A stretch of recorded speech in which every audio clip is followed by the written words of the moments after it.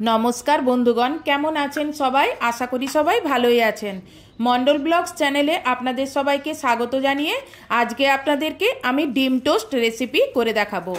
আপনারা বাড়িতে অনেকেই স্লাইস পাউরুটি দিয়ে ডিম টোস্ট বানিয়ে খেয়েছেন, তবে আমার মতন এভাবে আশা করি খাননি। আর এটি অ্যাকচুয়ালি স্ট্রিট ফুড। এটা রাস্তায় দেখবেন এইভাবেই ডিম টোস্টটা বানিয়ে দেয়, তা সেইভাবেই আপনাদেরকে করে দেখাচ্ছি। যাদের পাউরুটি খেলে অম্বল করে, আমার মতন এভাবে বানিয়ে খেলে তাদের আর অম্বল করবে না। আর আপনারা যদি স্লাইস পাউরুটি দিয়েও করেন, আমার মতন এভাবে করে খেলে দেখবেন একটু তেলটাও এতে কম লাগবে বা ডিমটাও খুব কম চুষবে।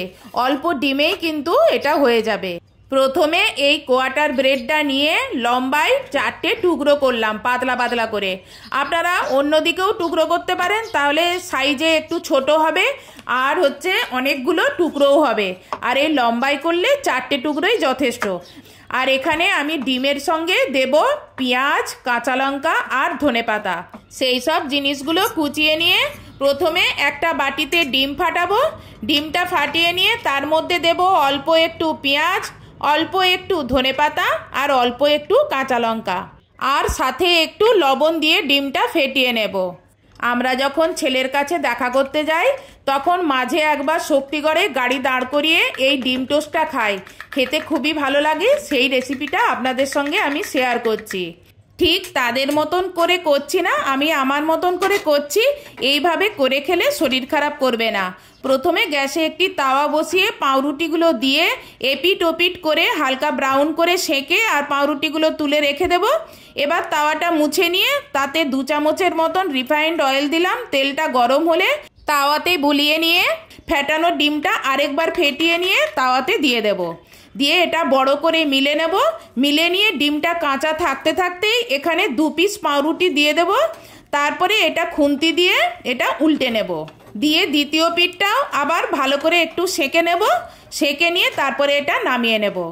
দ্বিতীয় পিঠটা বেশি সেঁকতে হবে না, যেহেতু আমার পাউরুটিগুলো আগে সেঁকা আছে। আর এমনিতেও অনেক সময় পাউরুটি আনা হয়, আমরা বুঝতে পারি না এটা টাটকা কি বাসি। সেই জন্য একটু সেঁকে যদি খাওয়া হয় তাহলে কিন্তু শরীর খারাপ করবে না।